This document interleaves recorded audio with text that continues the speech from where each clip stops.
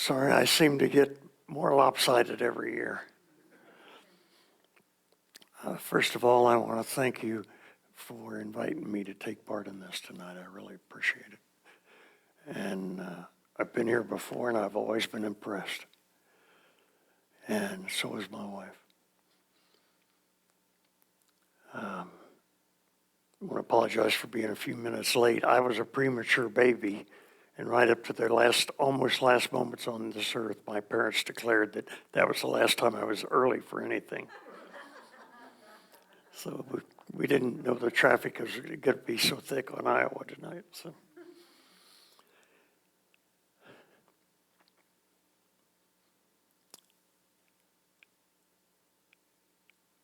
There was an author, he was a war correspondent for Esquire magazine, named David Herr.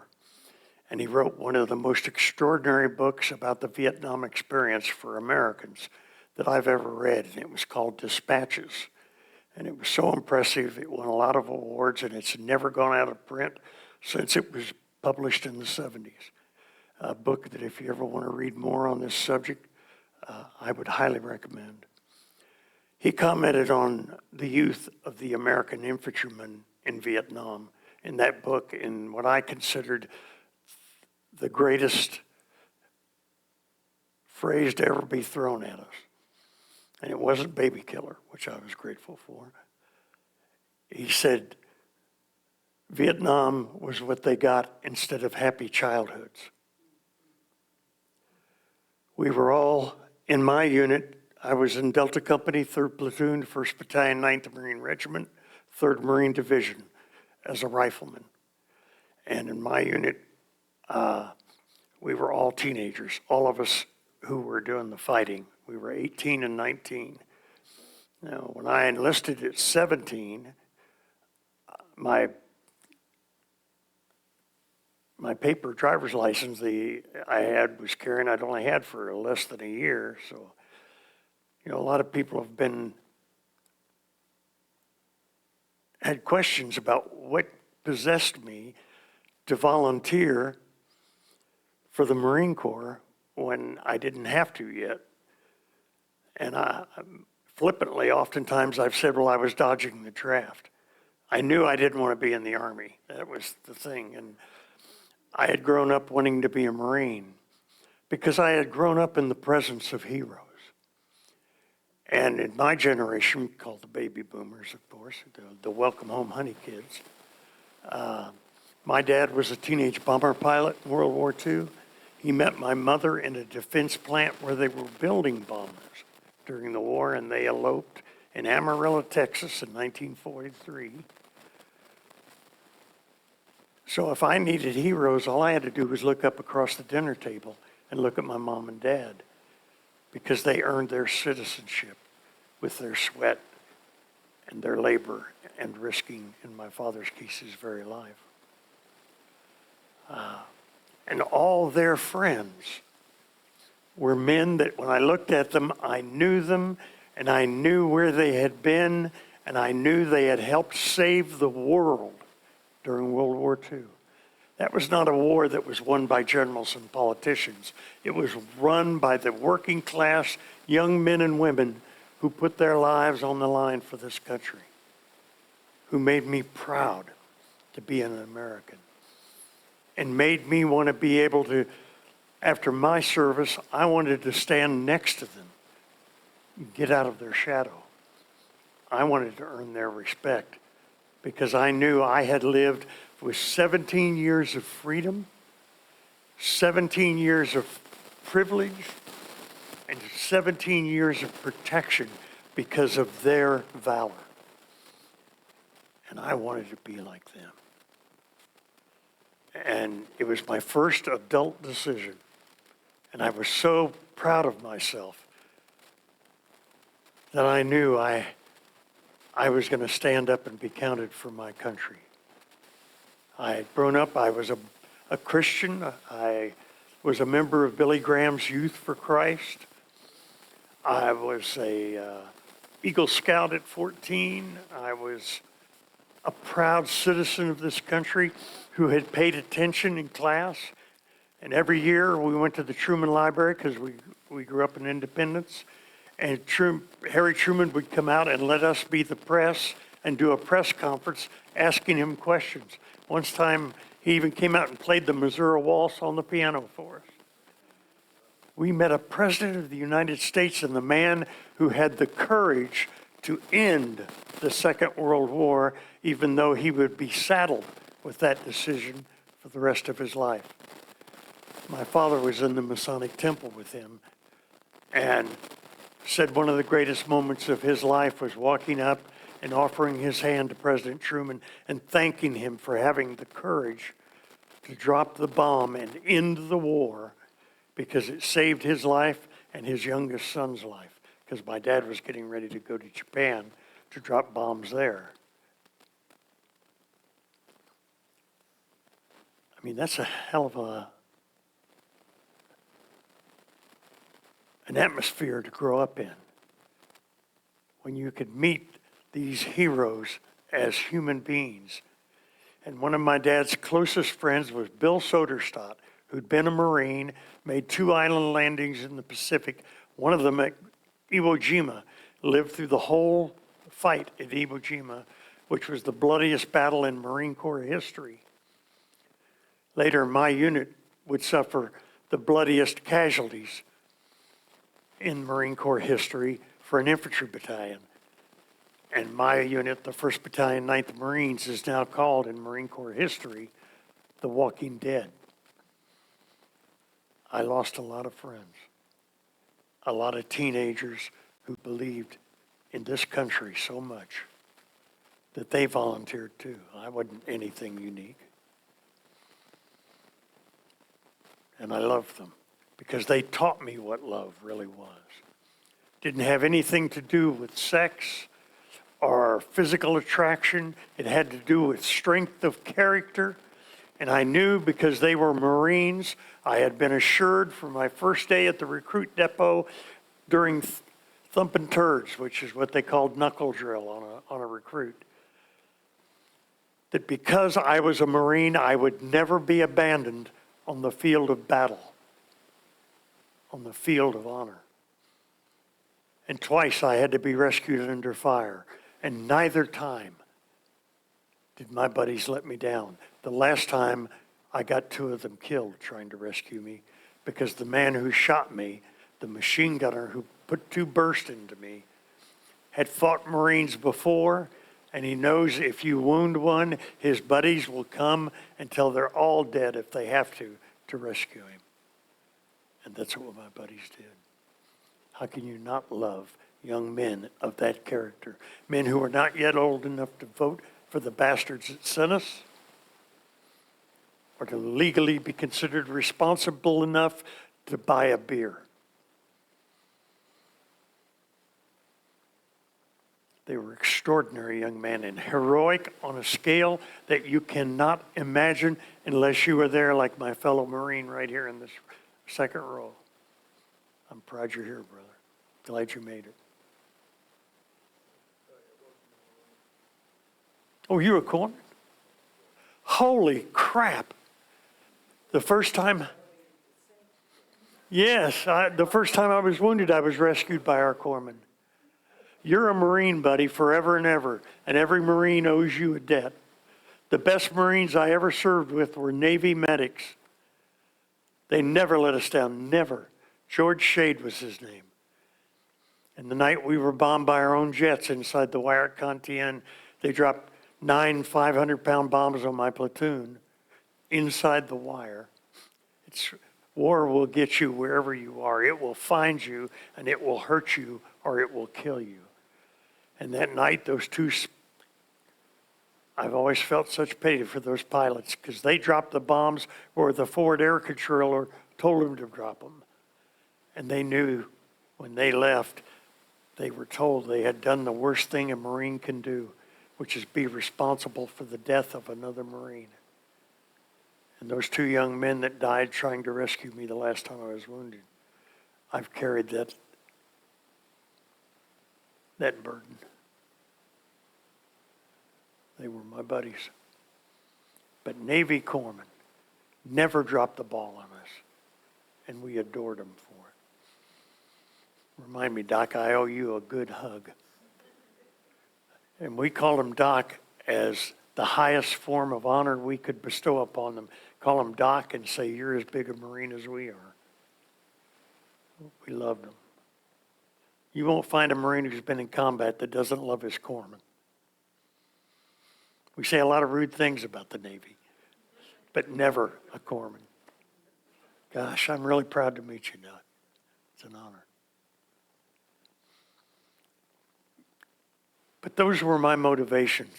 I wanted to be counted among men like that. And I've never once in my life, even when I was being shot, I never regretted that choice. I was right where I needed to be. And because I was a citizen of the United States, we live in what's called a participatory democracy. And ladies and gentlemen, democracy is the toughest form of government to be a member of because you have to take part. You can't just be an observer. We have to participate. And when my time came, I was going to answer that call. Now, as a Christian, it did give me pause. But as a Christian, I knew the importance of sacrifice because I had been taught that since I was a knee-high to a tadpole.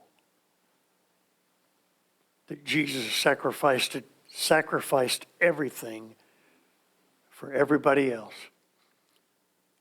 along with the gift of free will. And I used that gift of free will to volunteer to serve my country. I wanted to earn my citizenship. I didn't want to just think it was a right, because once we're adults, we don't have rights. Our children have rights. Once we become adults, we have obligations and duties. It is the burden of democracy that settles upon our grown shoulders, that we have to take our citizenship seriously. And that was my first step towards earning my citizenship as a young man.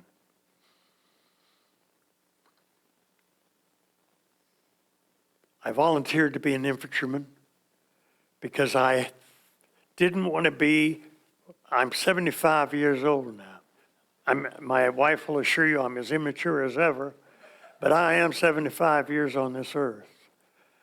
And I didn't want to know that there would be a day, if I survived my service, that I would get up every morning and look in the mirror and see a man that I didn't respect, that I knew I had stepped out of the way and told everybody else to go ahead. I wanted to be the man that stepped up and said, follow me. I didn't want to be a guy who hadn't done everything he could do to earn his citizenship. And every morning when I look at that guy in the mirror, I'm proud of who I look at because I never stepped back. So when I went in the Corps, I volunteered to be an infantryman because I thought I had to earn it on the battlefield. If I was a clerk typist, I wouldn't feel that way. I wouldn't feel like I had done everything I could do for my country. I had to put myself out there on the line. And if I wanted to be a Marine, in my eyes, the real Marines are the ones, they're the ones where the rubber meets the road, you know what I mean? I wanted to earn the respect of every one of those young men who were my age that were out there, that didn't hide from anything. And then I volunteered to go to Vietnam because I was afraid the war would end before I got there. Little did I know, I could have grown much older and gone much later, and the war would have still been there waiting for me. It was our second longest war. Now, our war in the Mideast with Iraq and Afghanistan have taken the most senior war in our history. And when I volunteered for the infantry, I knew that I wasn't just wasn't just signing a AA form. I knew I may be signing my epitaph.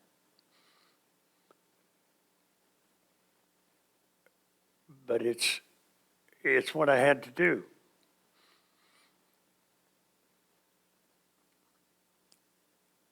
And I also knew that I was putting myself in the position as a Christian to have to kill other people, because that's what the infantry does. We kill people.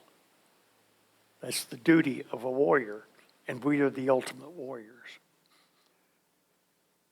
And we are the ultimate targets at the same time. So I had to have a lot of talks with myself and with God about that. And I had to accept that this is not God's will. This is my will. I'm doing this. I'm volunteering. It's my responsibility. I can never look at anybody later and say, well, it was God's will that I was there. It's all his fault. I learned very early not to blame God for all the bad things that happens in this world with, oh, well, it's God's will. That's crap. If you really study your Bible, you'll see that. God gave us free will to make our own decisions, and we have to take responsibility. That's one of the decisions we have to make, to take responsibility for our decisions. So in Vietnam, when I was terrified, I didn't beg God to spare my life. I was there because of me. I didn't say, oh, God, please let me get out of this. Save me, to hell with everybody else. I wouldn't do that. I just asked God to be there for me if I died so he could help me find my way home. I wouldn't put that responsibility on God. I wanted to be worthy of his attention too, and to live the way he had taught me to live, by accepting responsibility. Being a Christian isn't easy either. We constantly have to step up to be counted. And we can't just throw that on as a blanket, like to protect us. It's a call to action. I'm here, God. Count me. Choose me. I won't betray you.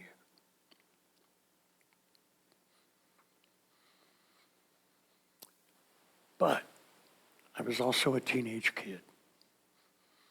And I had grown up where all my heroes killed people. I went to the movies. I watched TV. I'd seen hundreds of thousands of people die. Every night I sat in front of that TV long before I arrived in combat in the jungles of Vietnam. So I was kind of excited about it, That's the ultimate step in manhood, is the way it's portrayed. All our heroes kill people. Real men kill people. Okay. When I wrote my memoir that Ken Burns actually got published for me, I never would have gotten it published without him. He wanted to choose the title, and he chose the title of The Education of John Musgrave, because he said, you were always learning things in your life. And I said, I always wanted to choose a different title if I had a memoir come out. I wanted to call it Gullible's Travels, because I got hooked on all of it, And all my cowboy heroes killed people. All my police heroes killed people. All my war heroes killed people. All the cool bad guys killed people. And James Bond, the coolest guy of all, had a license for it. Holy crap. And I thought, you know what? This isn't going to bother me. I'm going to be cool with this.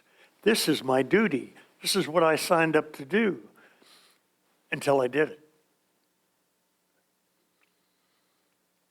I really had to call on God for help then. And the hell of it was, we were very close to each other. I was hiding. I was by myself and hiding on this trail, and my fire team leader, who didn't trust me, had just went to set the rest of the fire team on a more active trail that they thought these guys were going to use, and put me on the one that they thought they would never use in daylight. And this was dawn. So he was putting them in place, and then he was going to come back and babysit me because I'd only been in country 8 days. And I looked down that trail as I was sitting under this tree, and there were 3 men coming at me, but I only saw one, the first guy, the point man. Because I was so scared, I didn't notice there were 2 more men behind him. And I began to pray to God on a real personal level. I was leaning against this tree with my rifle, my knees up, and my M14, a rifle that really worked, before our country betrayed us with one that didn't. I had my M14 up on my knees with the selector switch on full automatic, and it fired 7.62 by 51 millimeter bullets, big ones. And as I saw this man coming, never ever tumbling to the fact that there were 2 guys behind him, I got to know him real well. And he kept getting closer, and I kept praying, please God, don't make me kill this man. Can you imagine that? After all my proud stand up about not blaming God, I threw it all in God's lap because I was a scared 18-year-old kid. I was 18 by then. And I just kept saying, please God, don't make me kill this man. And the closer and closer he got, I said it faster and faster. Please God, don't make me kill this man. Please God, don't make me kill this man. Please God, don't make me kill this man. And then he had to take a step up on the trail. And he took the step, and he looked down when he took the step to place his foot. And when he was coming back up, he looked me right in my running lights, right in the eyes. And I remember wondering, what's he going to do? He was going to kill me. That's what he was going to do. He had an M2 automatic carbine. He was going to shoot me full of 30 caliber American bullet holes because he was a Viet Cong. And my rifle went off. I did not make the decision to kill him. Thank God I was trained so well by the Marine Corps that I would not let myself die. I was in total sensory overload. It was like my first parachute jump. When I went out that door, my mind just went blank because of all the senses that were hitting me that were all brand new to me. And I didn't even know I left the door of the airplane. The next thing I knew, I was under an open canopy going, holy crap, how did that happen? It made me really scared on my second jump, but I was in total sensory overload. I don't remember getting up. I don't remember standing over him and shoving the muzzle of my rifle in his face, and he's still alive. I'd blown his chest out, both of his lungs. He was trying to breathe through those holes in his chest. It's what Doc would call a sucking chest wound, which left a horrible noise when he blew it out all over my boots and my pants legs, a gurgle that I can't get out of my head even now, all these years later.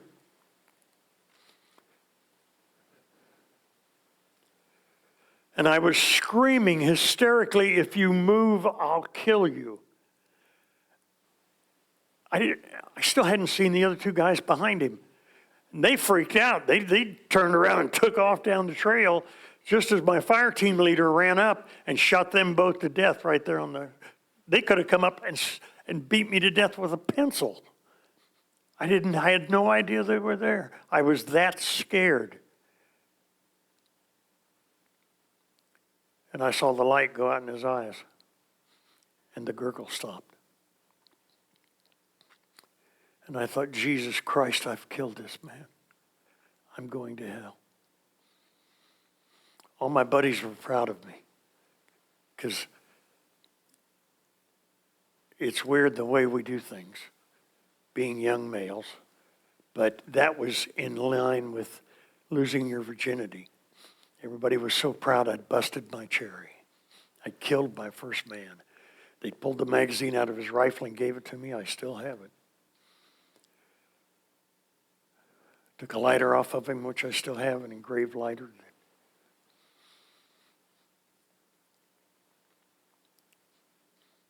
But I didn't feel good. I didn't feel like a man. I didn't feel like a hero. I felt like a coward, and I felt like a murderer.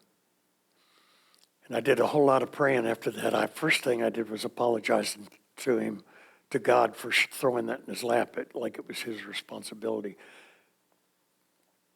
I'm not proud I did that. And I never did it again.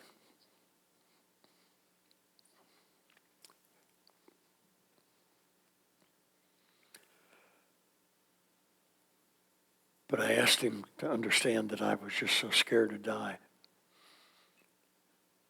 I couldn't let him kill me. And I couldn't help but think about his grandparents and his folks and wonder if he had any kids. And that's when I learned the full cost of combat. You don't just kill a man, you kill the family. Because when he goes down, you take their hearts. I imagine them looking at me and judging me. And how frantically I had been standing over him and screaming hysterically. And how final I learned death is. And I thought, I've got 13 months to do here, because the Marine Corps had to serve a month longer than everybody else, because we're tougher than everybody else, right? You know how many seconds there are in a day?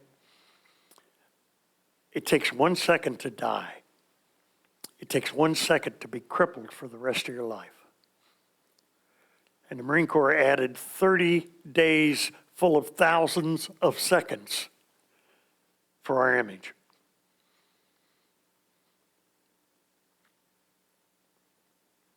It was unfortunate. Just made it look like the Marine Corps cared less about us than the Army, the Navy, and the Air Force cared about their boys. But that didn't keep us, after we came home, did not keep us from harassing all those soldiers, airmen, and Navy guys about that pissant 12-month tour they did, because real men did 13 months, right? We were kids. 2 days later, I saw my first Marine die. He was a guy that I had met. He was 19 years old. He'd already been in Vietnam almost a year. He had a baby girl that he'd never seen, that we used to just, when he'd say, "Have you seen the picture of my angel?" And we go, "Jesus Christ, man, we've seen him. We've seen her. She's burned in our retinas." But we loved him, and we loved her too, because she was just a little thing in the picture because she was newly born. But he stepped on a bouncing Betty mine. Do you know what that is? That doesn't blow up when you step on it. It blows up when you step off it. It's a pressure release mine. And there's a charge in the bottom of it. So when you step off it, it blows it up about waist high.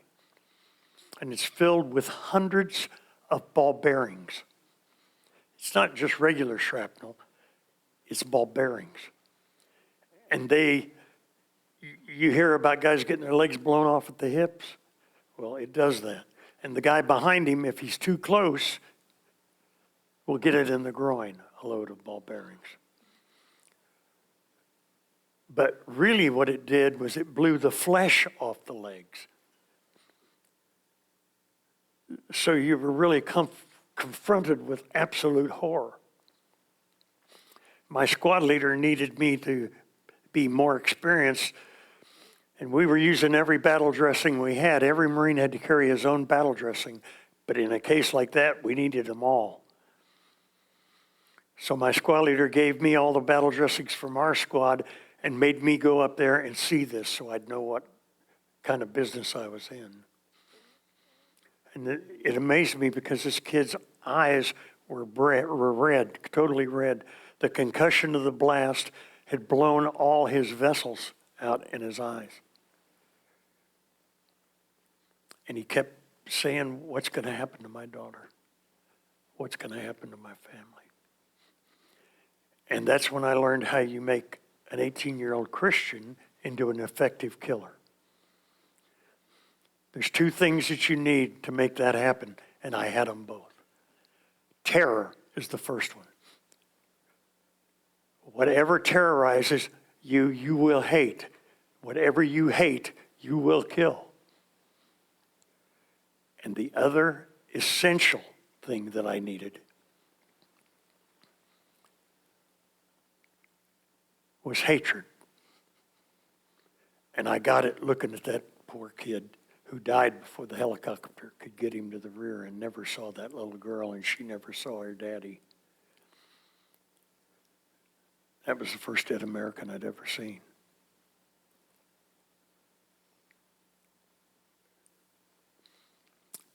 Because with that, and with the racism that I had grown up with in my neighborhood, see, my whole life was segregated. I went in the Marine Corps to meet black people.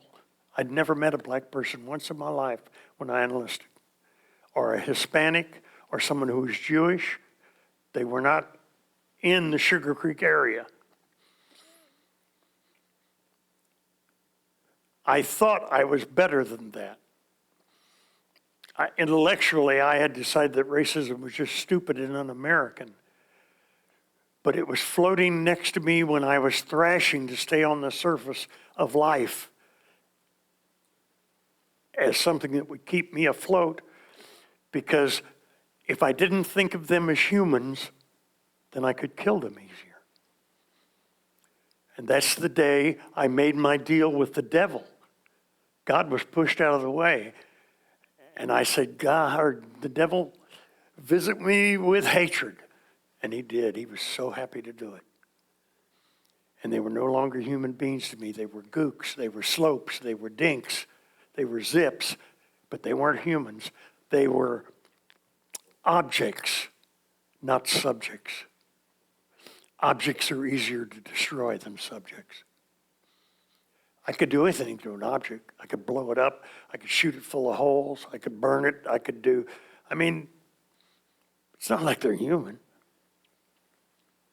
They scream just like I did when I was shot. But, so does a rabbit when you shoot them. And that's how I became an effective killer. And I spent the next 11 months and 17 days hunting things down to kill them. And I remember the advice I got from an old corporal. Old, by that I mean he was 19 or 20. The oldest man in my platoon that wasn't a career Marine was 22, and we called him Pop because he was so much older than the rest of us. But this one old corporal who'd had almost a year in combat, when I talked to him, said, remember, you are looking at that road home. There's a road that'll get you home if you survive this. But that road has to be paved with the bodies of the enemies you kill. If you don't kill them, you will not get home alive. If you don't kill them, you'll do worse. You'll get your buddies killed. They're counting on you to pave that road. And again, it brought me smack dab with the decisions that I had made and what the reality of this job that I had embraced was. And I'd better believe in it.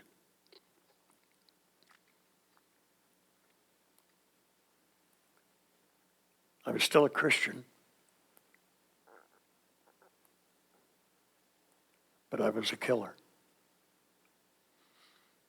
And I managed to do that 11 and a half months in some of the heaviest combat of the war, including the deadliest single day for the Marine Corps in Vietnam was the 2nd of July, 1967, Operation Buffalo, when my battalion was ambushed by multiple regiments of the North Vietnamese Army. They started by ambushing 2 of our companies. Bravo Company was wiped out, Alpha Company was decimated, and all they had to send out from Con Thien to try to rescue the wounded was 1 platoon of Delta Company. And I was in Delta Company, and it was 3rd Platoon. It was my platoon. Less than 30 of us was all we had to go out and meet that battle, because we'll never leave our wounded. We will never leave our dead.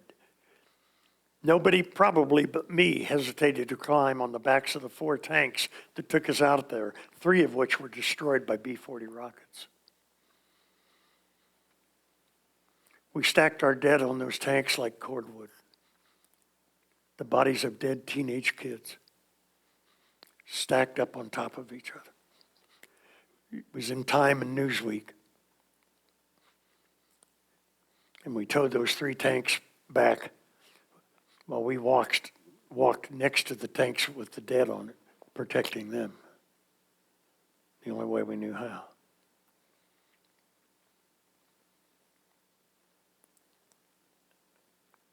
And my platoon was decapitated. My platoon sergeant was killed in front of us.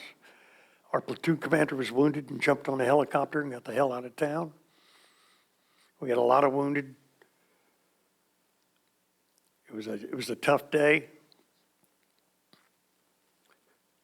We used to say Canteen is where Marines go to bleed, or Marines go to die. We also called it the graveyard and the bull zone, the V-ring or the bull zone, because we were the only 3 little hills in that whole area. You could see into North Vietnam. We were that close. And they would hit us with thousands of rounds of heavy artillery every day and night and would probe our lines trying to get into us to kill us in our holes. North Vietnamese Army were pros.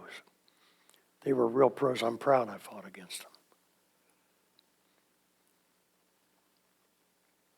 And they had promised Ho Chi Minh they were going to kill every one of us in 1-9. You would kill one of them, and on their carved in the stock of their rifle would be 1-9, or written on their pith helmets. And you knew that's getting personal. It's a tough line of work for kids. And that's what we were. We were just all kids.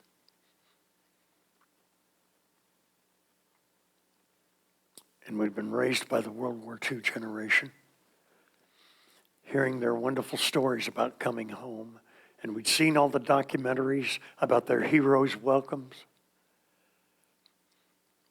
meeting the ships filled with wounded and meeting the stretchers coming down to bestow gifts upon them for their sacrifice. They flew me home. I was still in critical condition. Had to go right to the surgery ward of Great Lakes Naval Hospital, and they snuck us in under the cover of darkness, which made us feel like they were ashamed of us. And the doctors kept saying, no, we're doing this to protect you. What are you talking about, protect me? I'm home. I lived through the war. You don't need to protect me. They said, yes, we do. People line that fence after you got out of that airplane, that fence over there. Every day, there are people lining that fence throwing crap at you guys when you're brought off that plane. So we just started bringing you in under cover of darkness because we didn't want you to have to see it. You don't deserve that. And I'm like, you bet. And it broke our hearts. Because we thought we went through that hell for the people that were now calling us baby killers. I never killed a baby. I killed men. But I never killed one baby. I swear upon this altar. In the presence of you people and God, I did not kill a baby. But I got accused of it by people who never had the guts to go and take that test, to endure that hell in the defense of someone else.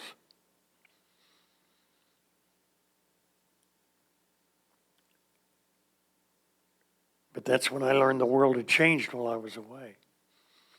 And that there wasn't going to be any welcome home hero shit for us. And that's when I started helping Vietnam vets.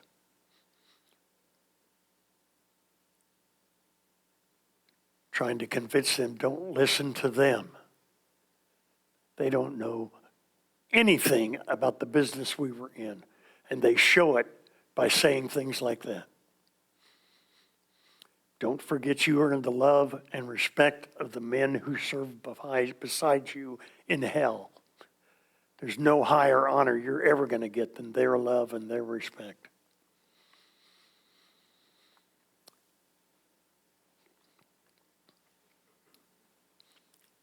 Fortunately, I also had the opportunity to help young men and women coming back from Iraq and Afghanistan. I worked for the 1st Infantry Division. I still get calls. long distance calls, usually at night, but not always. But from people that are in a jam and don't deserve the jam they're in. They've been put there by others. I've been counseling a full bird colonel from Iraq and Afghanistan. I mean, you think of those guys, they're professionals, and you wouldn't think. But within 6 months after he got out,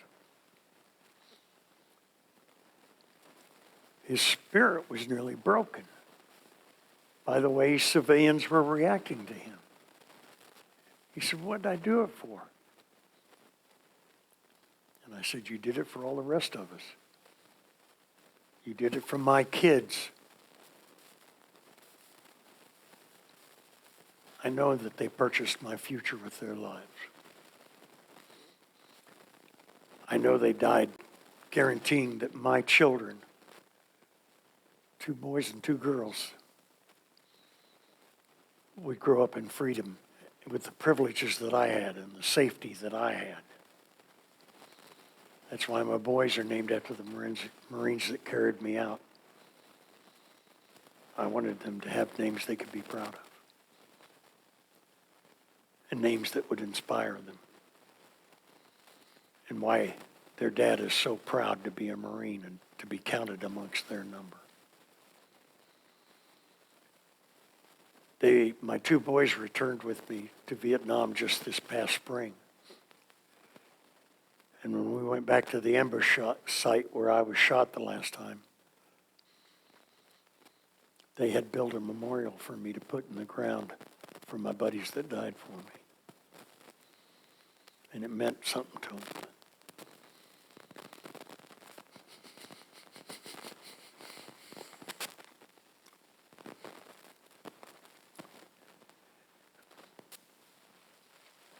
To see my sons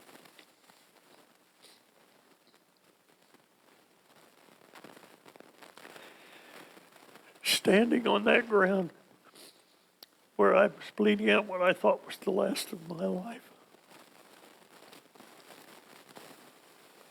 made me sob.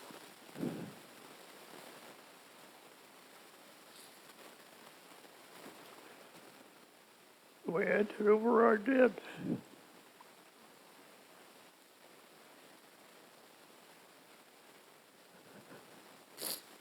But to see that place at peace.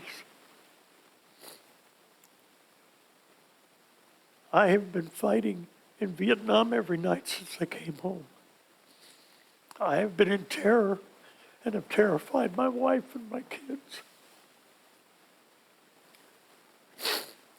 My children having to wake up listening to their father screaming in horror.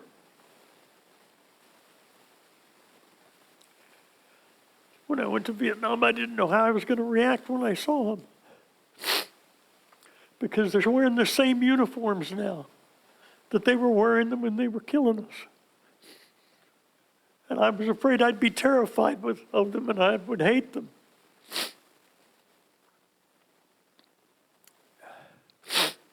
Even though, oh, you've got the books, honey. Even though intellectually I had dealt with it intellectually. I wrote one of the most important poems of my life. With my wife and I were talking, and she talked me through it. And it's called Notes to the Man Who Shot Me. It's the title poem to the books I've brought tonight, which I hope you will love to buy and get me out of the poorhouse.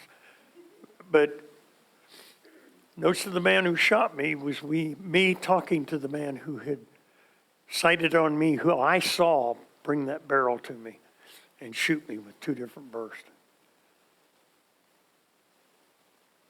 And I had hated and feared for decades. But intellectually, I had made my peace with him. And I wrote this poem to him talking about how I hoped someday, if he was killed in the ambush, my buddies killed him, and they made sure they told me right away. And at the time, since I knew he'd also killed 2 of my friends, I was glad he was dead. I'm not now. But in the poem, I said, I wish that we could meet again and talk about that ambush while our children played together.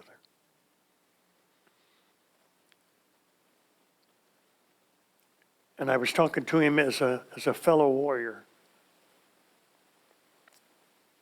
But your brain is one thing, your gut is another. Your gut gets a vote. And when we went back, I was afraid that my gut was going to vote harshly because I still had the fear and the hatred every night. It possessed me in my dreams.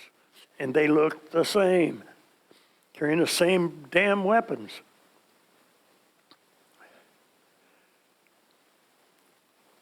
But they were so kind. They treated me with such compassion and sensitivity and embraced me as a fellow warrior that they gave me the welcome home there that I didn't get here when I came back here. Their kindness, their consideration, their gentle nature, which I'd seen the dark side of in combat. Because they mutilated our dead, that's why we just killed them. We just did not mess around with them. You ain't getting no ticket to a safe POW camp. Don't make the mistake of dropping your weapon in front of me because I'm going to kill you for what you've already done, is the way it worked out in my head. It's a rotten business. God damn, it's a rotten business. A Marine general was asked when I was in Vietnam, made all the papers about our youth in the infantry. And he says, how do you feel about that when you send those young men in the battle? He says, we love them. They take more chances. And we did.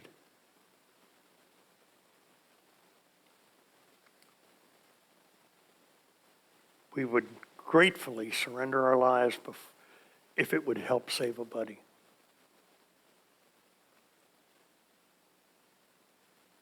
But that trip, I went back to almost all the major battlefields I'd been in. Went back to Con Thien, went back to Khe Sanh, went back to Con Thien. I even found where my hole was the last time I was there, where we were bombed by our jets there. One of the most terrifying experiences of my life, being on the receiving end of an airstrike. I wrote a letter home to my dad, who was a pilot, trying to make some sense of why they'd bombed us in a full moon. You could see forever out there that night. Friday the 13th of October, 1967. And in the closing of that letter, they put it in my memoir. They printed that whole letter I wrote my dad. Whatever you do, Dad, don't show this to Mom. Well, he immediately handed it to Mom. He says, she's going through this with me, buddy. She's going to see it. But I said, I swear I will never pray about another airstrike because now I know what they're going through too. And they're getting them every day. I've only had to live through one. So there was still some of me that could drag up a speck of compassion even then. But it took me being scared to death by being bombed before I could find it. But that country is, I used to say that when I was in that country, I thought it was the most beautiful place I'd ever been, but I didn't really look at it because I was looking through it, looking through the beauty to find the danger behind it. You understand what I'm saying? That beauty was just danger to me. But this time it wasn't. It was breathtaking. And I remember my oldest son coming up to me and saying, Dad, I've never seen so many extraordinary shades of green. And I said, and I told him, I said, son, you know all my favorite colors are earth tones. That's why I love this place. It's so beautiful. But we used to say it was like a beautiful woman with syphilis. If you get involved with her, you're going to have a souvenir. You're going to take things home with you. But to be there at peace, they had filled in, that place looked like the moon the last time I saw it. And I left Con Thien, the interior of Con Thien that morning when we walked into that horrible ambush, when my platoon ran into a reinforced battalion. And they killed over half of my buddies that day.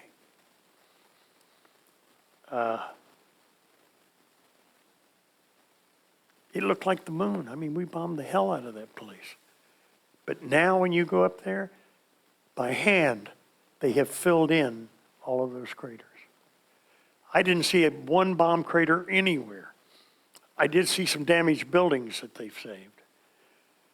But the bush, they have restored it to its beauty. So now when you go to the bush in Vietnam now, it soothes wounds. It heals wounds with its beauty. It's so overwhelming and so impressive that I don't see how anybody can go there and not go, thank you, God, for letting me see this. Because it was just a horror show when I was there.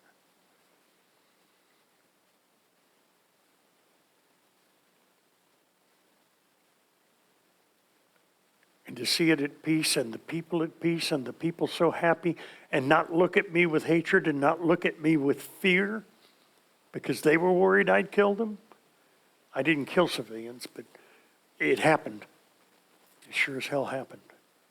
When you have a body count as a measurement for victory, instead of real estate, war has always been a real estate business. You take property away from the enemy so they can't profit from it in any way as a position to fight you from or a position that denies you water and cover, any of those things. So what's important, if there is a hill, it's to take that hill back from the enemy so you can look down on him. And he has to run against gravity to get to you. And it's easier to stack them up when they're running up than it is when you're running down. But when they brought the body count in, it became a butcher's business. It was all about meat, and that's what we did. We called getting a body count, counting meat. I remember loading bodies into slings, nets, under helicopters that would go out in the jungle and then drop them. So it rained dead North Vietnamese soldiers on areas where they knew North Vietnamese were to increase their horror. Can you imagine raining bodies and body parts? That had to ruin their day. And at the time, I thought that was just awesome. Because I had bought into the whole thing. I was a warrior, and this was the business I was in. By then, I was 19 years old. I really had lots of grown-up experience.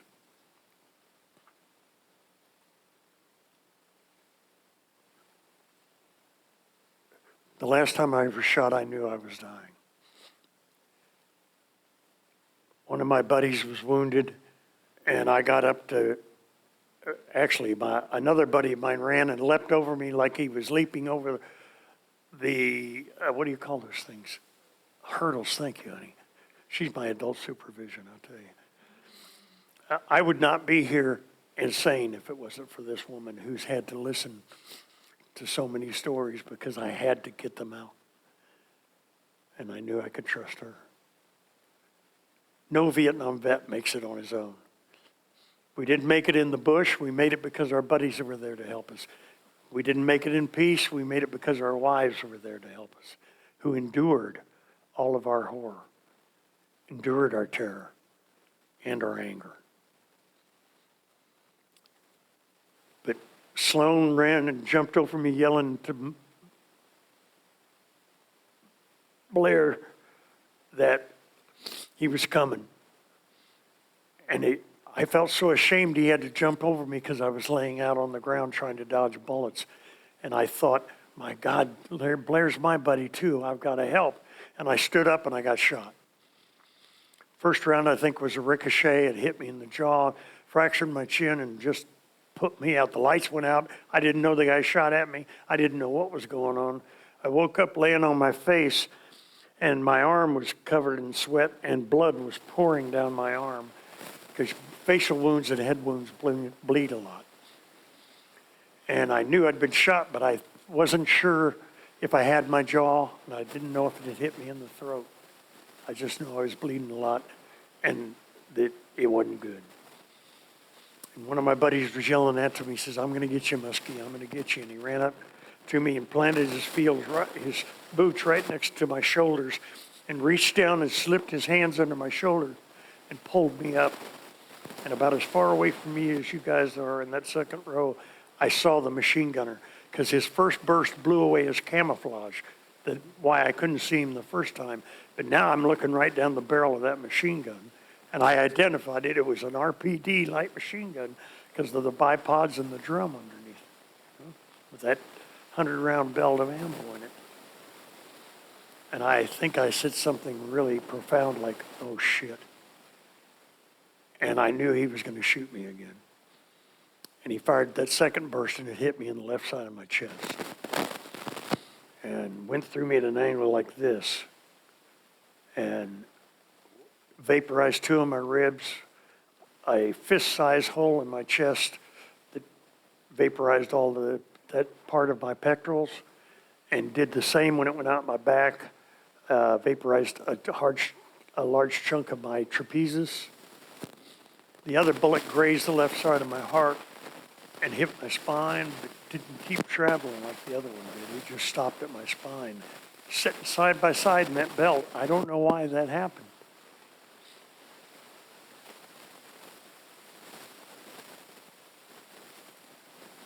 But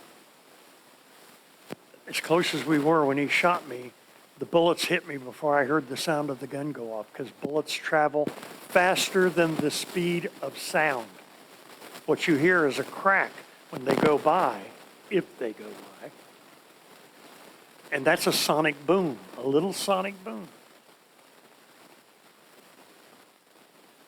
But I didn't hear that gun go off until I was ripped out of my buddy's arms and thrown away.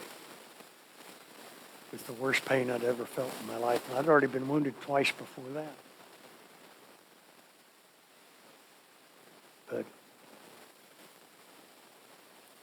I remember when I stopped rolling, I couldn't understand. I couldn't make out who was screaming. I just knew it was horrible, that they were really screwed up. And then I realized it was me. And I said, "Shut up," because I knew what I was doing was making everything harder on my buddies. Both of our corpsmen had already been shot. I didn't get a corpsman in that one.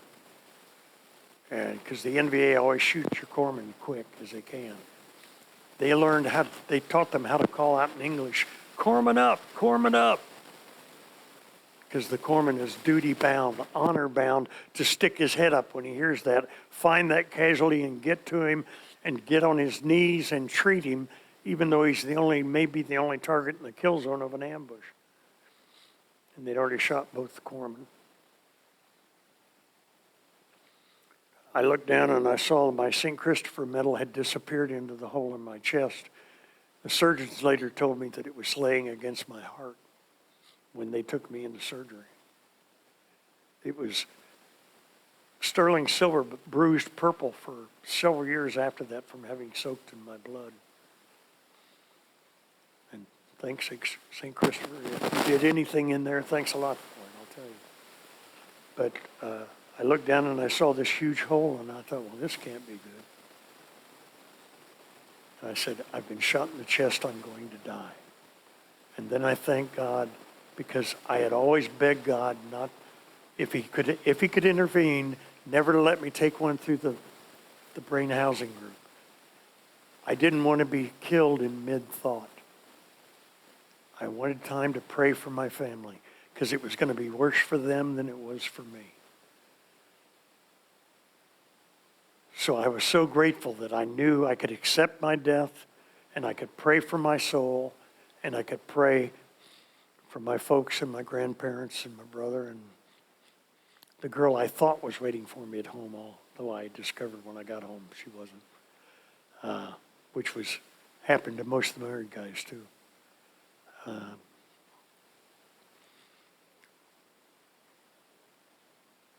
I've already had 2 friends shot and killed. After they shot me, they shot the kid who'd been over and picked me up. They got shot and killed him. And a young 18-year-old black man from Louisiana that I know had not grown up in the best of circumstances. A little tiny guy. We called him Little Bro. The big black Marines we called Soul Brother. That's what they wanted to be called. But he was Little Brother, or Little Bro. And everybody loved him. And he was funnier than hell, and he was a great kid. When he came for me, he reached down and grabbed me, and the gunner shot again. I was the bait. He shot him through the forearm, broke his arm, and it dropped him next to me. But he covered me with his body between me and the gunner and fired that rifle with one hand while I was giving him permission to leave me because I was already dead. I knew it. And I begged him to leave me. And he says, I won't leave you, Muskie. I won't leave you. And he was crying by then.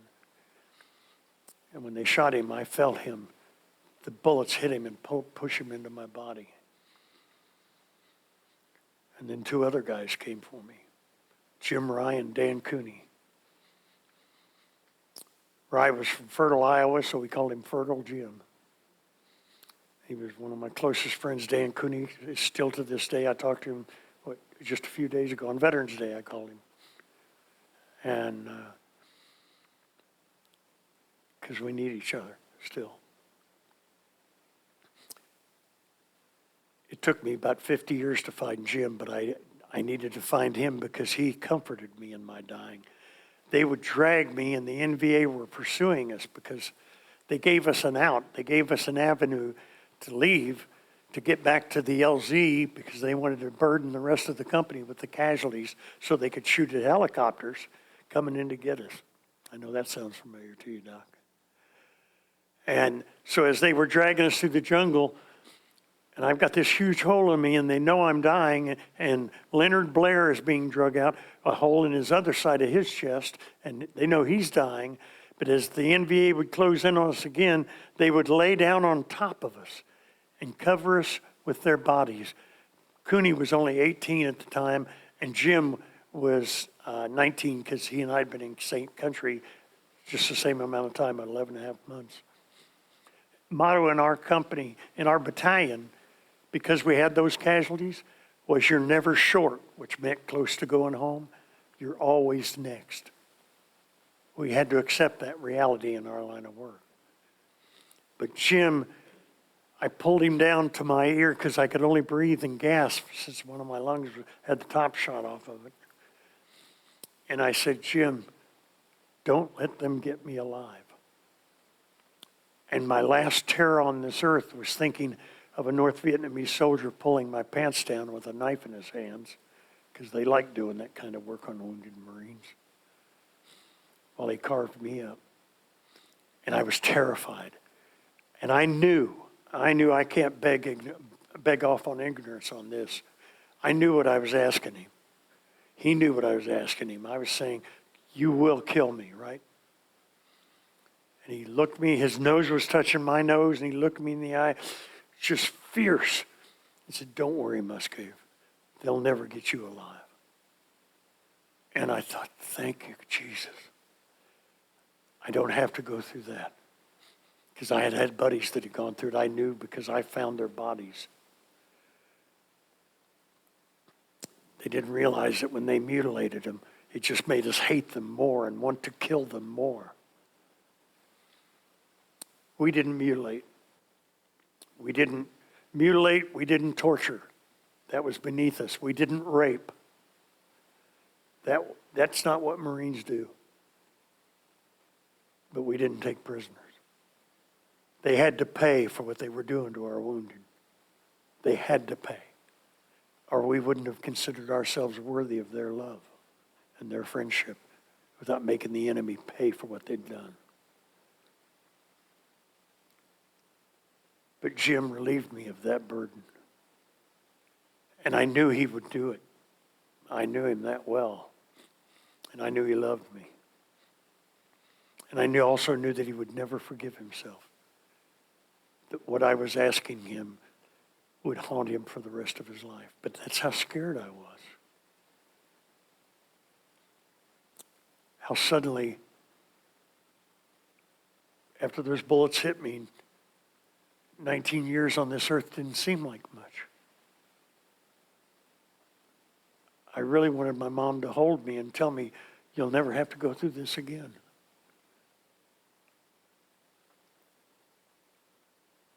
I didn't want to die. But I knew I was, and I accepted it with the grace that if God had anything to do with it, all he had done was answer my prayer about how I would die. That it wasn't him. I volunteered to be in that spot at that time in that war to be shot. That's on me. And the politicians that sent me, I guess. Does anybody have any questions? I've been rattling for a long time. I know this hasn't been easy, but I want you to know the truth about me and about combat. It's what we are asking young men and women to endure. Have we done absolutely everything we can to protect them from that? Have we done everything we can before we commit to combat, or we will send young people in to endure that horror and that terror? Now I'm where I sweat bullets over my kids. And they got of age right when the war in the Mideast really kicked off. And I begged them not to become Marines. And they knew how much I loved the Corps. Not because I didn't think the Marines would be good for them, but because I didn't trust my government with their lives. They threw us away in Vietnam. The word wasted for a dead GI was the most appropriate term I have ever heard in my life. They threw us away for nothing because we ended up running to catch the last helicopter out of town, just like we did for those kids in Afghanistan that died. We were running, something those kids never did. They stood their ground, and it cost them their lives. But our politicians made them run. Run out. Throw it all away. Make it for nothing except so I can say, I ended the war. Yeah, go to hell. That's where you sent us. You should have been here. You should have been the last man to climb on those airplanes. You should have been kissing those kids that you put through that. You should have to go and sit with their parents while they weep over the loss of their treasures.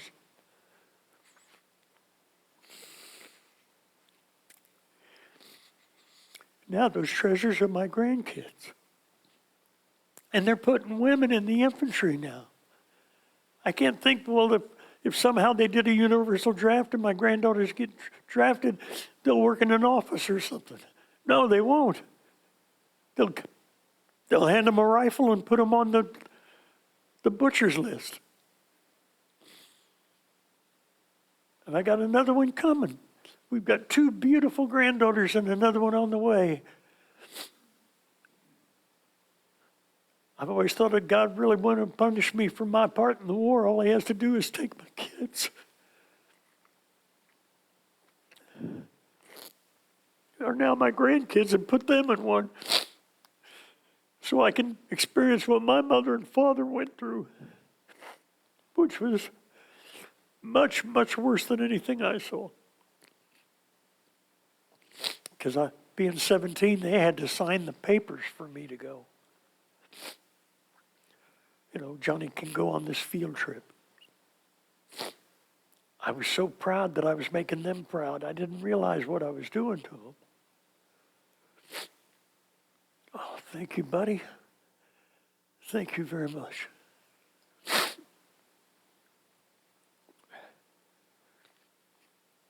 I don't feel like I am fulfilling my debt to my buddies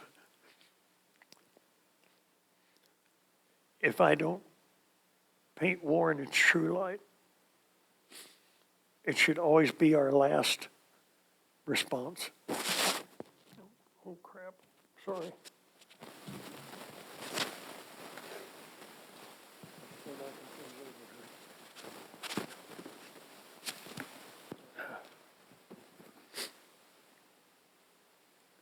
And yes, sir.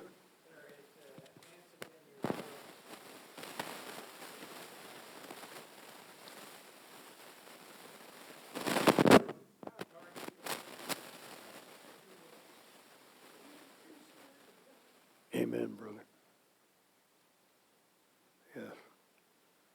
And yeah, at times like that, when you're in combat and somebody's shooting at you, it's terrifying and it's real personal. Because if the bullets are coming close, you know somebody has picked you out and that you're in their sight picture. And they have decided you need to die. That's very personal. And the NVA wouldn't ambush you until they were very close to you. That ambush in which I was shot when they were so close was a typical ambush. And almost every major fight we had with the NVA were belly button ambushes, or what we call a belly button firefight, because you're damn near touching belly buttons. And it's horrifying. Just terror sweeps over you. When their ambush kicks off, it's going to be an L-shaped ambush, which means in front of you there's the cross on the L, the foot, and beside you there's a line, and it's filled with automatic weapons. It's all machine guns. AK-47s all firing on rock and roll, which means as fast as they can. And their machine guns just firing long bursts. They normally try to throw them from waist to knee height. That's called grazing fire. So you shoot your legs out from under you to get you on the deck, and then they'll lift it up to put rounds in you on the ground. And it's terrifying. There are times in the jungle when they'd be firing so much that the foliage would be falling on me like rain, and it was like they were standing over me with a chainsaw, just coming closer and closer as the foliage rained down on me. And I was so scared I literally couldn't think. All I could do was react, and my reactions were the reactions of a killer. You want to live, you better kill. You want to see mom and dad, you want to see your girlfriend, you have better pave that road home. Because you're not getting out of this instant. You know that it will end so quickly. That it could end so quickly, I wouldn't even have time to say, oh. That whatever comes to us after we die, which I hope is being in the presence of the saints, is going to be a total, complete, overwhelming sensory overload, shock to your system, because you have passed to a different realm, to a different plane, and it's all over. Everyone you love, you will never touch again. Everyone you love, you will never hear their voice again. It is to complete and total end of everything that has given meaning to your life. Except hopefully when we're met by the people we've been raised to believe will be waiting for us, which will be family members, you know. But maybe I'd see my grandpa that I'd never met, who died just before I was born, a concert pianist. I really wanted to meet him. I've gone into music as a kid because of him. I thought it'd be cooler than shit to meet Grandpa Elmer. But, and all my buddies, to see them happy and at peace. Yes, ma'am. John, talk to us about when you were in triage with a big hole in your chest. I'm sorry, say that again, darling. Talk about when you were in triage with a big hole. Oh, yeah. Triage is tough. The first place I was triaged 3 times, is when they brought me into the Casualty Collection Center in the company perimeter where the helicopters were trying to fly in under fire to get us. And like I said, I'd already accepted my death, but when I saw the senior corpsman, I thought, hey, maybe. And he looked, my platoon commander was holding me in his arms, and he was crying because we'd been very close. I still love him. He's still a very close friend of mine. He lives in Atlanta now. Lieutenant McGee was gold. He cared about what happened to us, and he wouldn't throw us away. That's gold. He listened to us because we had experience when he didn't. Other officers would just go, I'm not listening to an enlisted man. That's what the officer who was in command of us the day I got shot told us. He says, I can't listen to you. I got to listen to the captain. The captain didn't know what he was doing. He'd never been in a firefight. those of us who had been in lots of firefights knew what was happening. Those NVA that were showing themselves were bait. They were putting a hook through our nose and they were going to lead us right into an ambush, a prepared ambush. And it was going to be a horseshoe, which is the deadliest kind of ambush, because you walk inside the U, they close the door behind you, and they're shooting around you in a 360. And they chop you up, and that's what they do.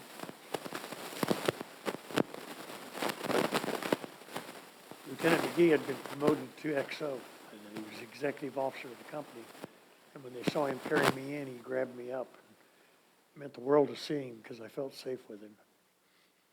But the company, the senior corpsman, he brought me right to the senior corpsman. Thanks, buddy. Sorry I screwed this up. It's okay, it happens. And he said, help him.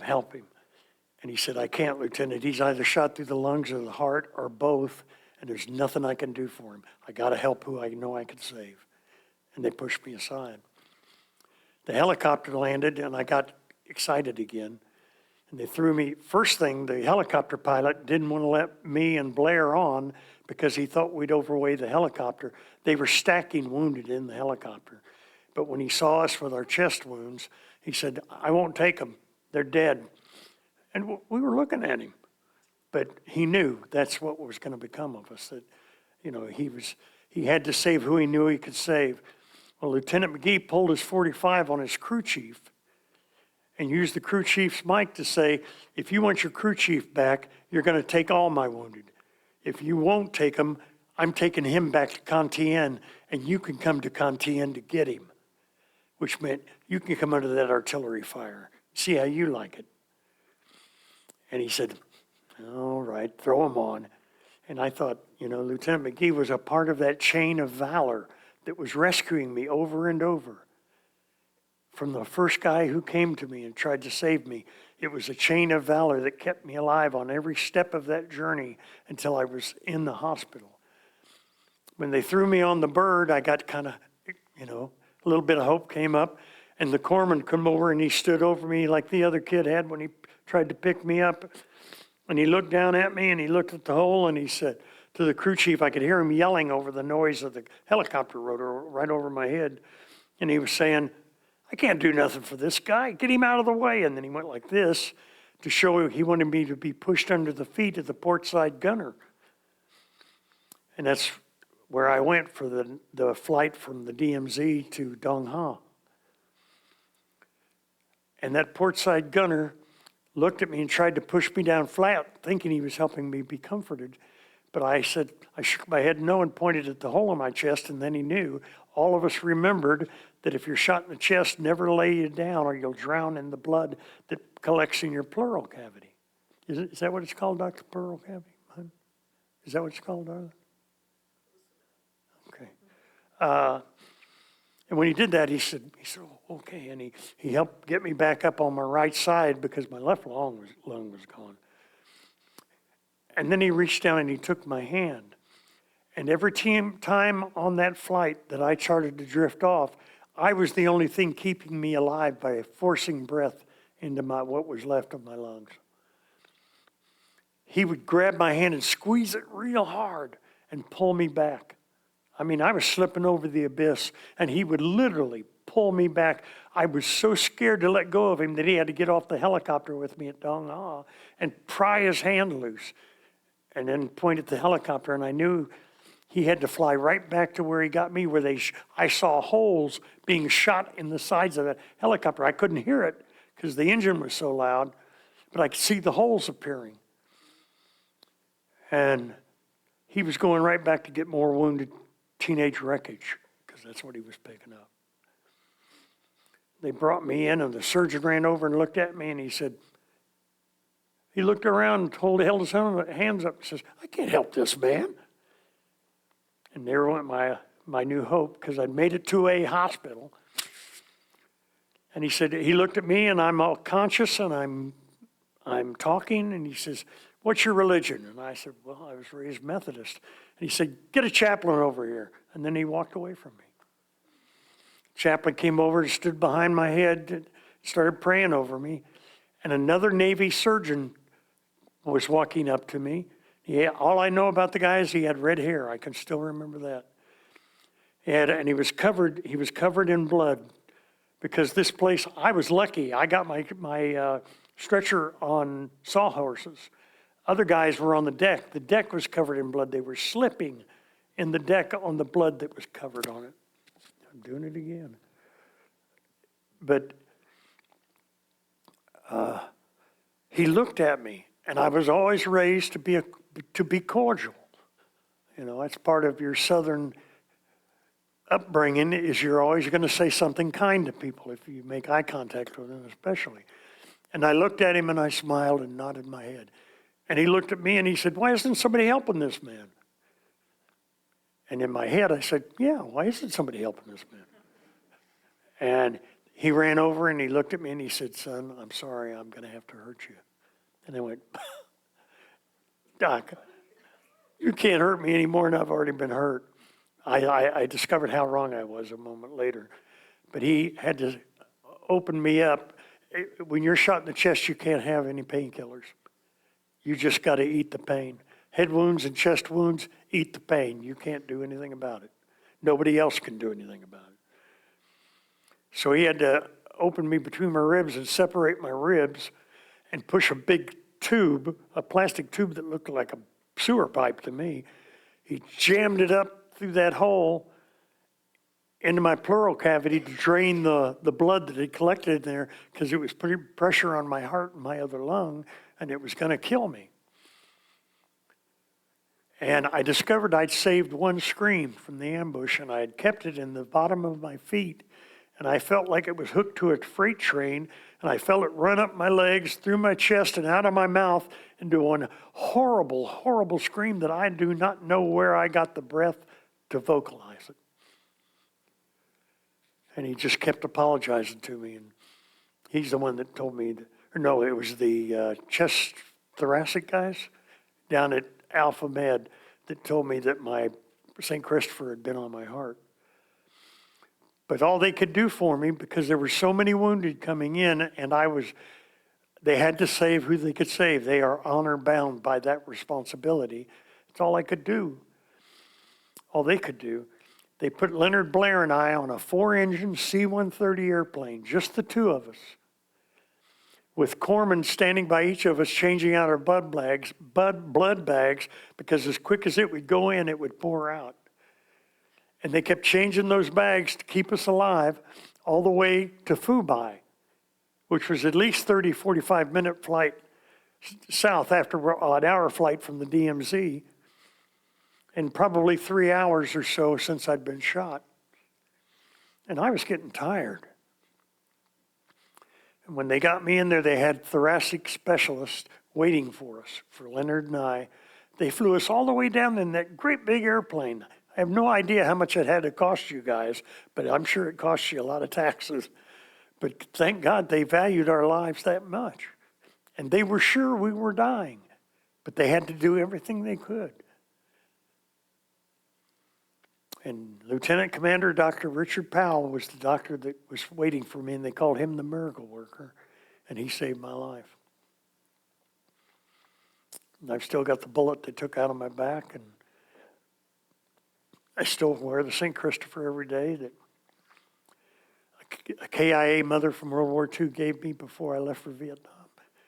I was home on leave before I left, and she was my next door neighbor, Mary Holcomb. She came over to the house with a little box on Christmas Eve, said, "This isn't for you, Johnny, it's for your mom, but you have to wear it." Well, it must not be a Mustang. And but I had no idea what she was talking about. She was a devout Catholic. Her son had been a gunner on a Navy torpedo bomber in World War II and had been killed. And I didn't realize until after I was in Vietnam just what she'd been living with all those years. I mean, she was a wonderful grandmother type to all of us kids, but I never realized what a price she'd had to pay to be a mother. And my dad and I went right out in the garage, drilled a hole through this sterling silver medallion, and put it on my dog tag chain. I haven't been without it since. And I thank you, Mrs. Oh, I just thank you guys so much for taking care of me. It was a wonderful gift. Any other questions? Yes, sir. When you went to Vietnam,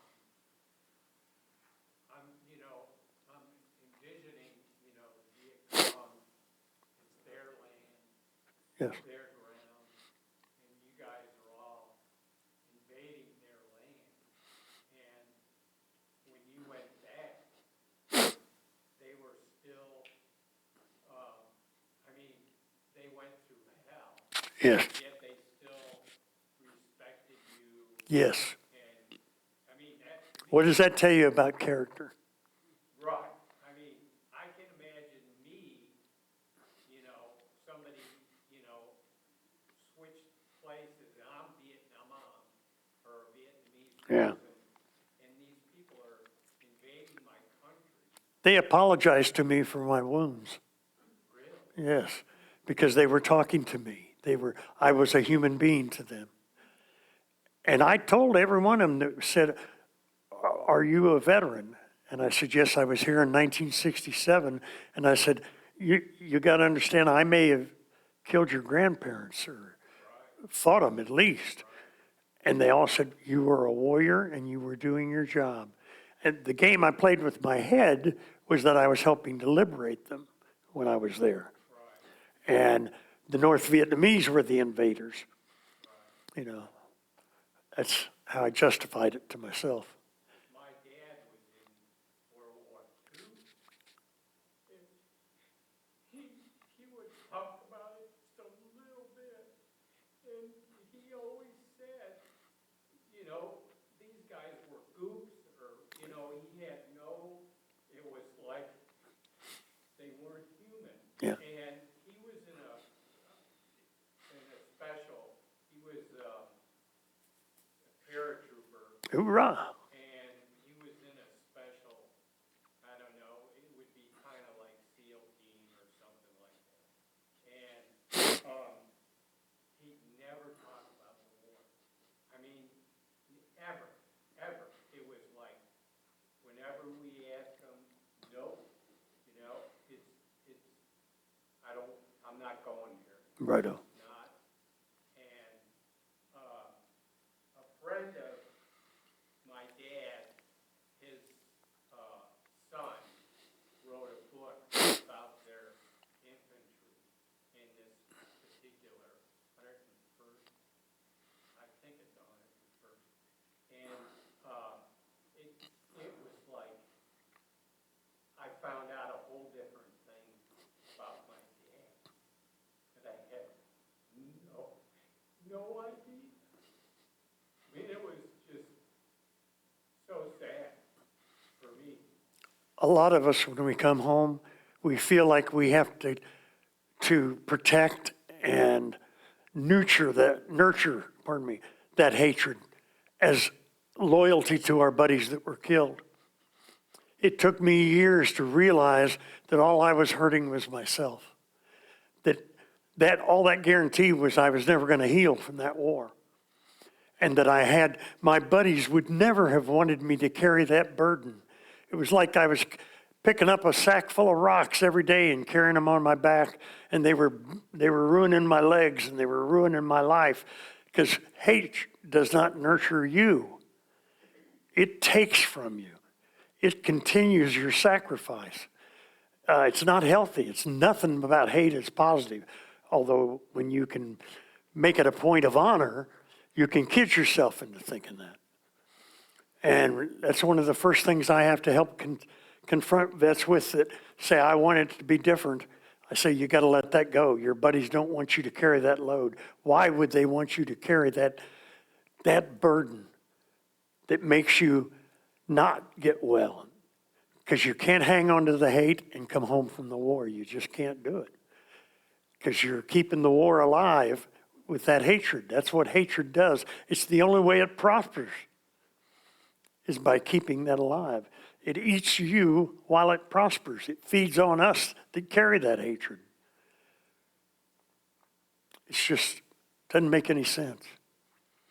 And I know how your dad felt because I literally thought, I can't give it up. I can't, or I'll be breaking my pact with my buddies. Because that when they would die, I would be consumed with their personal hatred, hatred for their loss. And tough line of work, like I said. Yes, sir. I have a million questions. We don't have time. I'm a boomer. I'm 5 years your junior. I remember meeting Barry Sadler, Battle of the Rio. You betcha. I thought it was a great song. I met him in person. Hoorah! After Western Kansas, he was coming through, and bond drives are what they did. All my uncles served in World War II. Same. What you named these people as my heroes. So I watched it. From the time I was 10, 12 years old, being on conflict, until I was 18 in high school watching the draft. And already I had lost friends and buddies. I was a musician, in a band. Guys got drafted, they didn't come back. Guys on the football team, seniors to me, a couple of years, they didn't come back. I was up for the draft. We watched those numbers every year. I was in the 300s. Wow. And until the end, and I was number 17 in 1972. And Nixon ended the draft. Yeah. And I've been haunted. Oh, Sorry. What went on? I've read every single book I could ever buy on experience. I met you years ago when you came to Liberty Hall. ah, Talk to us. And my wife took a picture of me shaking your hand. hoorah! Oh, thank you. Proudest moments of mine. Wow. And what you've shared with us tonight is so important. Your father didn't talk to you. My father didn't talk to me. Mine didn't talk to me. Share some of my father's demons. He was in the army. He was in Burma. Holy crap. Marauders. He's Merrill's Marauders. 1,000 went in and 300 came out. He's one of them. And he knows about the jungle. Totally. We had a farm. I said we should grow bamboo. He goes, it squeaks when it grows. And I said, that's funny, Dad. And I mean deadpan serious. No. Until you've been out on an LP in the middle of the night, Listening start post. hearing that squeaking, and you're worrying about somebody coming over the hill, till you realize it's actually the bamboo makes noise as it grows. Yep. So fast. And it clacks when people walk through it. Yes, sir. But you are doing such a great service to the memory of your friends, our countrymen, who did not get to come home. And it was one of the worst situations that this country's ever put our young men into. Because your hands were tied very much. Yes, they were. And one of the things that's always gotten to me, there's nothing more powerful than American infantrymen with a rifle. Right? Yep. And you take the ground and you keep the ground. Yep. And you control life and death for people. And we did. And when we decided it was time to come home, and they took the gloves off, and they let our fellows go over the border into Cambodia to protect us to escape, we set them back a year. We could have done that any point in time if we didn't have all those political Yep. people making those decisions. All those guys that were shooting at me were coming across the border from Laos. That's where they went to hide. They had swimming pools on the other side of their compound. We couldn't go past. Yeah. We did. We took care of business. But thank you for sharing what you shared. I've watched you tonight. And when you relate something, I see your eyes and your mind goes. And when you come to talk to us, you purposely subject yourself to some wounds and pain so that you can share with us so that we understand. Yeah. God bless you for that. Thank you. Thank you, buddy. I sure appreciate that. Spread that word. Thank you. When I came home, I thought, what can I do for my buddies? I sent them a couple of bottles of booze, the guys that saved me, and because everybody said they would, never did it. But by God, I did. But I thought, what can I do to help my buddies and to serve my country? What can I do? And it finally led me into the peace movement itself. But I knew the American people need to know what they are asking of us. They need to know what we endure in their names. And I just swore that I would never hide from that. And it was a small price to pay. It was my responsibility. It was my war. And who better? You know, I'd had the substance scared out of me enough, and people needed to know what that was like. And so the next time they yelled an insult at a Vietnam veteran, maybe they would think about that instead. I'll make a point to thank everyone I've ever seen Appreciate it, buddy. And that means a lot. for their service. I have just a small inkling. Yeah. I appreciate everything Thank you. this person has done to this. I finally found, I always wondered, what can I say to you when someone comes up and gives that gift that you have given to me? And I finally started answering everybody that does that by saying, it was a privilege. Because it was a privilege to be there and know those guys. I can't imagine who I would be had I have not had their presence in my life. That is a debt I will never be able to repay. And so that's how I'm trying to adequately repay you for your kindness when you say something like that to me. It was a privilege.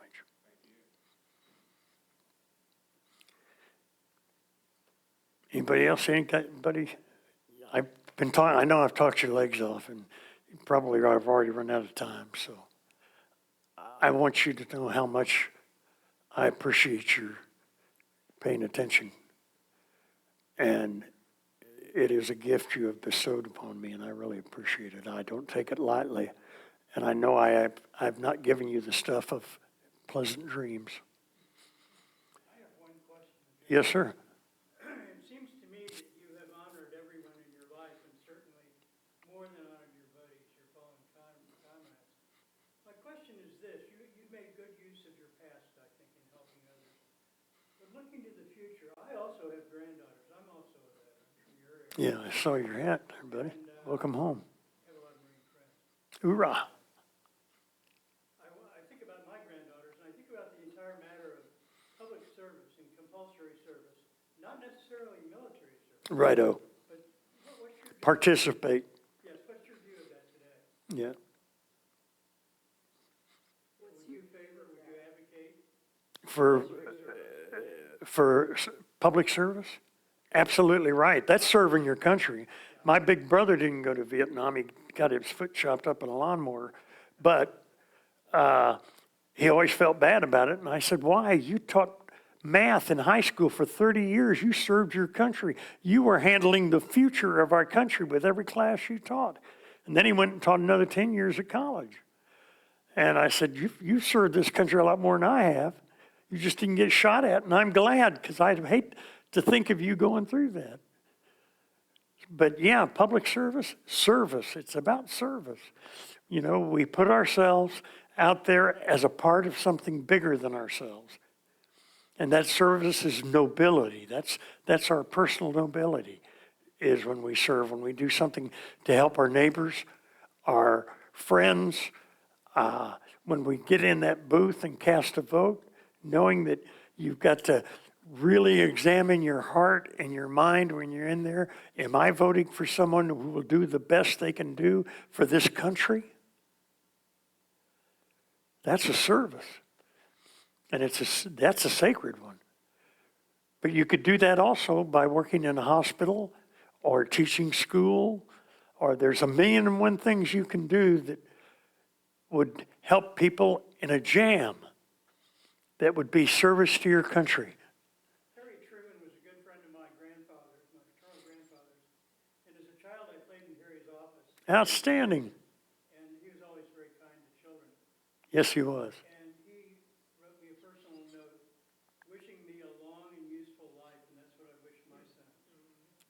Outstanding. It was great to meet him. I mean, I'm still in awe that every year I got to shake that man's hand. And he'd look you in the eye. It wasn't one of these looking to the next guy or something to see what's coming up. He'd look you right dead in the eye and say something kind. Yes. Yes. Yeah, thank you, brother. Thank you. I'm glad you told that story.